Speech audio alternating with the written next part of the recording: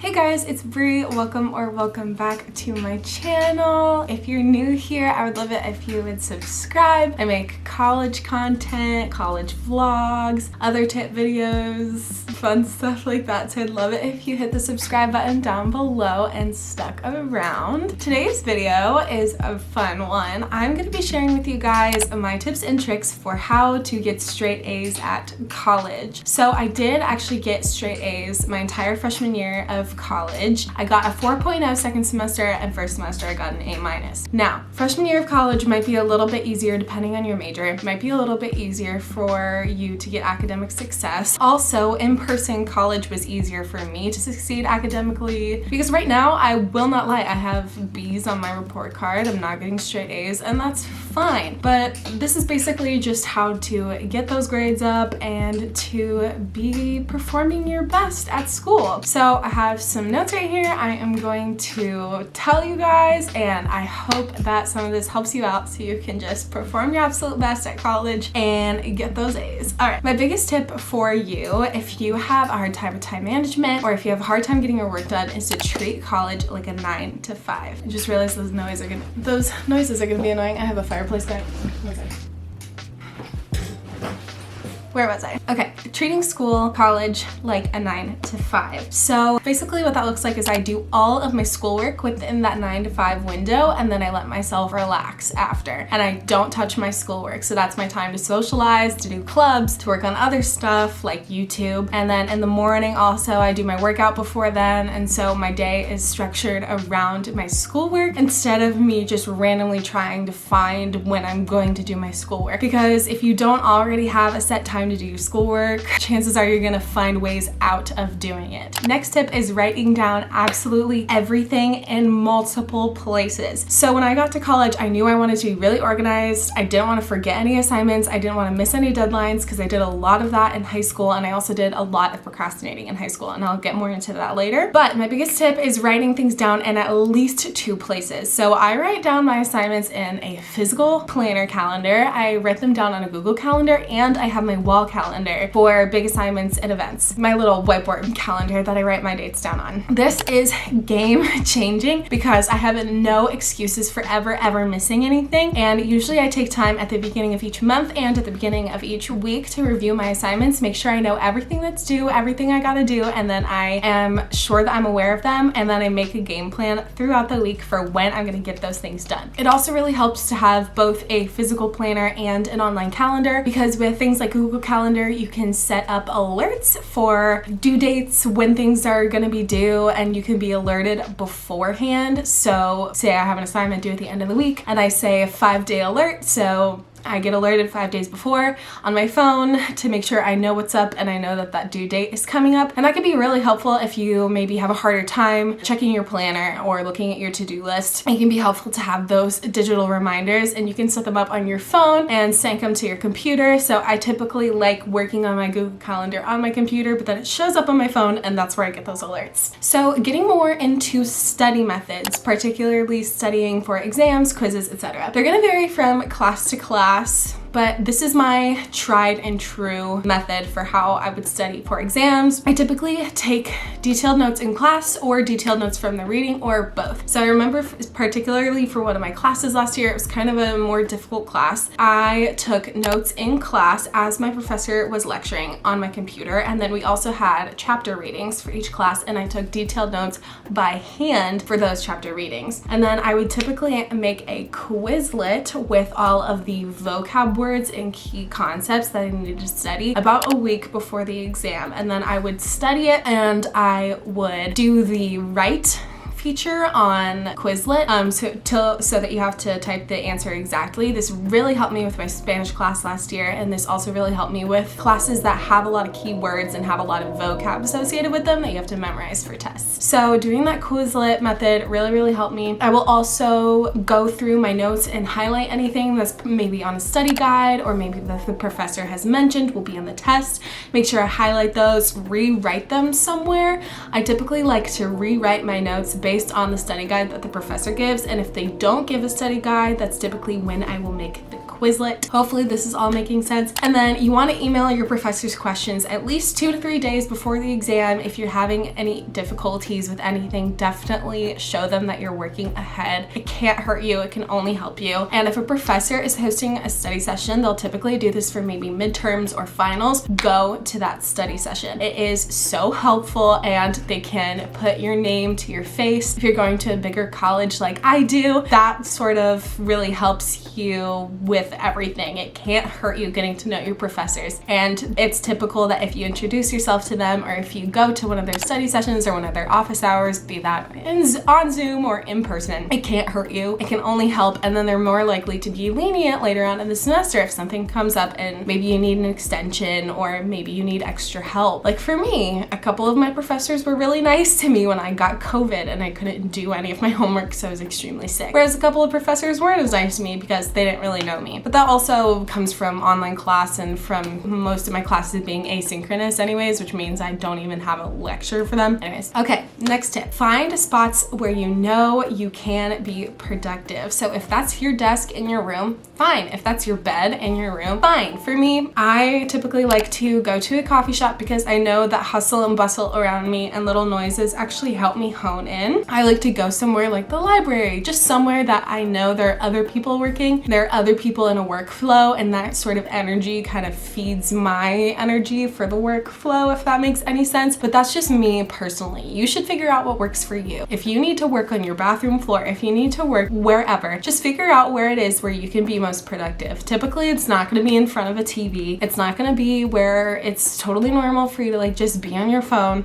And I know with COVID restrictions, it's a lot harder to go out and go somewhere, but I'm pretty sure right now a lot of coffee shops are open. You just go, wear your mask, sip your coffee, do your thing, and try to be productive. And try to do this within your 9 to 5 window that I talked about earlier, if you think that will work for you. Another tip for this is don't listen to music with lyrics. Your mind can only pay attention to one thing at a time, truly. So if you have lyrics in your head or in your earphones that you like or that your brain is trying to engage with, you're gonna have a much harder time focusing, and it is going to take much longer for you to complete your task or for you to focus on studying than if you just listen to some lo-fi music, some chill hop, put on that study beats playlist from YouTube or from Spotify, and have that in the background if you want music. Some people don't like music at all, but it's really important that you kind of know yourself and you know what works for you instead of just trying to guess. And again, these are all just tips coming from me and my experience. I'm obviously not any sort of study expert, but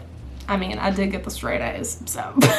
Next, we want to move into priorities. So it's really important that you have 3 main tasks you're going to get done that day, and then the rest, if you don't do them, it is fine. So I actually have a to-do list pad that if you've watched my vlogs, you've probably seen. So I have this one from Amazon. I'll link it down below, but it has a top 3 section right here where you put your top 3 tasks for the day. And then the rest of the tasks, I will fill this out sometimes if I have a lot of tasks to do in a day, but my top 3 are absolutely essential. I must get them done that day. As long as I get those done, I'm fine. And the rest of them are okay. It's important to not put too much pressure on your to-do list and on your productivity, because once you do, you'll just get anxious and you will probably procrastinate. Which leads me to my point about procrastination. It actually has been proven time and time again that procrastination is not because you're lazy, and it's not because of any reason other than you're trying to avoid negative emotions. This is something I dealt with very badly, and I don't know if that's not grammatically correct, whatever. This is something that I dealt with a lot in high school, where I was way too perfectionistic. So I wanted everything I did to be absolutely perfect and to do it just perfectly first try, and I wanted to be good at it. And I wasn't always good at it, especially when it came to math or science classes. And I wasn't always good at it, so I would put every single thing off because I wanted it to be perfect, and it couldn't be. I was avoiding the negative emotion of feeling like a failure, feeling like stupid, or feeling incapable, and that led me to just procrastinate for months and months. I would turn in essays a month after their due date because I just couldn't get myself to do something because I just was avoiding it, hardcore avoiding those negative emotions. So you're gonna wanna work on your emotions associated with school, with getting things done. You need to kind of break down the stigma in your head. If you're a bad procrastinator, you need to kind of break down that perfectionist idea that you have in your head that everything you do has to be perfect. Instead, I recommend taking your time when you do something. So giving yourself plenty of time to do an assignment, sitting down and just working through it slowly. I often feel like when I feel like I can't do an assignment, if I typically just like sit down, give myself plenty of time and do it slowly without trying to rush and without constantly going for that finish line, I typically get it done and I do it well, and then I'm not as worried about it, not as anxious, and I don't have those negative feelings that I'm trying to avoid when I'm procrastinating. So I kind of wanted to just like let you guys know that if you're struggling with procrastinating and that could be a reason that your grades are going down, try to work on those negative emotions associated with doing your schoolwork. It'll always feel better to be done than to be procrastinated. It'll always feel so much better if you have something done before the due date than if you are leaving it to the last minute and then you have that excuse for it not being your best work because you did it really fast. No, you're typically gonna do great work if you just sit down and you work on it and you do your thing. When it comes to starting things in advance, I know that can be really hard and often seem pointless, but I will suggest that if you have an essay or a project, as soon as you know about it, just start it. Just make a document in Word and put your name on it and put the prompt, or put your name on it and type the introduction, or make your works cited. Do something, because starting is the hardest part. And so then later when you really need to crack down and work on it, you'd be like, you know what, it's okay, I already started. And I would recommend taking 10 to 15 minutes to start whatever essay it's due, the day it's due, or the day it's assigned, and you will feel so much better when it's time to work on it. Also, don't only work on something the day before it's due, obviously. Try and plan ahead when you're looking at your week. Be like, okay, let me work on this for an hour this day and an hour this day, so that you're breaking it up and you're not putting so much pressure on yourself to get something done in one day. In reality, you're gonna want to take more than one day on every essay and project you do if you want to put your best foot forward, and that's just facts. I kind of already touched on this, but planning your week ahead is super important. You always want to make sure that on Sunday night or Monday morning, you're looking ahead at your week and you know what you have due. So for example, I'll be planning for my week and I'm like, okay, I have this quiz due on Friday, but I know that on Thursdays I have more classes than I usually have. So I have 2 classes and then I also have a meeting that night. And so I'm not going to want to do the quiz Thursday night. So I'm either going to want to do it Thursday morning or on Wednesday to get it done on time. And so I don't have to wake up at the crack of dawn on Friday to turn it in at the specific time, if that makes sense. So you just want to make sure that you are looking at things and being super realistic, because sometimes you're like, oh, well, I have this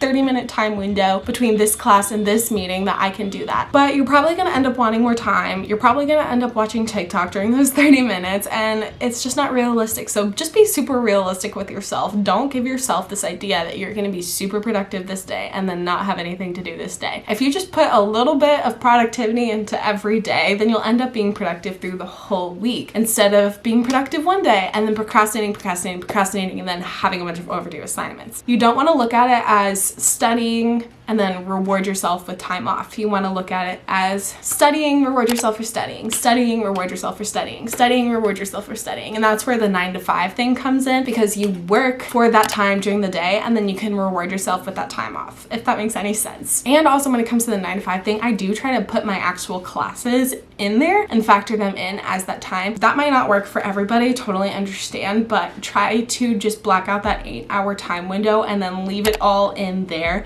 and make sure you get everything done. There's going to be exceptions, but this is truly what works for me, and I got everything done and still managed to have plenty of free time and have a lot of other priorities as well. In a pandemic and during online college, you're not going to be hyper productive. You're not going to be doing your absolute best, absolutely thriving, getting everything done, and then having time to spare every single day. I know I'm talking right now about, structuring your day, planning your week ahead, having a bunch of things to do every day, but it's not always going to be like that, and it's not always going to be perfect, because we are human and we live in the real world and things go wrong and people break up with you or you go through something with a friend or you don't feel well or something happens. So don't put pressure on yourself, because then you're gonna feel the negative emotion of failure, and then you're gonna end up procrastinating. Also, it's really important to forgive yourself if you do procrastinate and if you do maybe mess up something or turn something in late. Very important to forgive yourself. It's actually been shown in studies, I actually read about this in a class last year, it's been shown that students who forgive themselves after procrastinating, studying for a test, or finishing a project are way less likely to procrastinate the next time versus students who beat themselves up and get really mad at themselves for procrastinating, because you just associate those negative emotions with doing your actual schoolwork because you rushed and felt really bad and it felt like your worst work and you were like, I'm so dumb, like I'm so stupid, and you made yourself feel really bad. And then the next time your brain is going to try and avoid those negative emotions and you're going to procrastinate again. Does that make sense?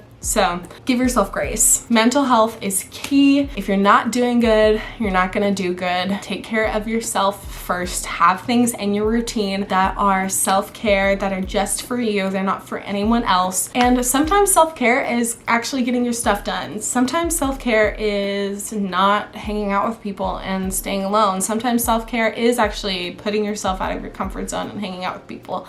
I've learned that the hard way. But you have to take care of yourself or else nothing is going to get done and you're not going to study to the best of your ability. So in this video, basically I've just talked about how I structured my day as a straight A student and how I went about my studying and my habits and how I avoided procrastination so that I could do better at school. And I'm not lying to you. I didn't pull one single all-nighter. I still haven't. I haven't spent one all-nighter in college up late doing homework because I would keep everything in that 9 to 5 window. I would keep everything like it was a work day, and then I would be free to go and free to get my 8 hours of sleep as long as I got everything done. And then I did really well like academically because I wasn't constantly stressed and pushing the envelope. I was actually fitting in my tasks. And so I don't necessarily think that getting straight A's is a measure of, you know, how smart you are or the quality of your mind or your studying. I think it is honestly, quite honestly, just a measure of your productivity and if you manage to get things done in an efficient and effective way. And I think that that's an error in the school system and that we don't actually celebrate people's intelligence and creativity the way that we should. But I digress. I think if you are structuring your day in a good way and you are being efficient, then you're way more likely to succeed in our current school systems and at college. College is a scam. But I mean, I love college. I love getting my stuff done and it felt really good for me as somebody who's motivated by academic success. It felt really good to get that good report card. So I'm just rambling at this point, but I hope you picked up a thing or two from this video and it helped you out. If you want more college tips, let me know. I'm hoping to make a lot more videos like these. So I will see you guys next time. Don't forget to like, subscribe, and leave a comment down below so we can chat. I respond to every single comment. I love talking to you guys. So I will see you next time. Why do I act so weird? I'm getting over COVID right now, so that's why I'm like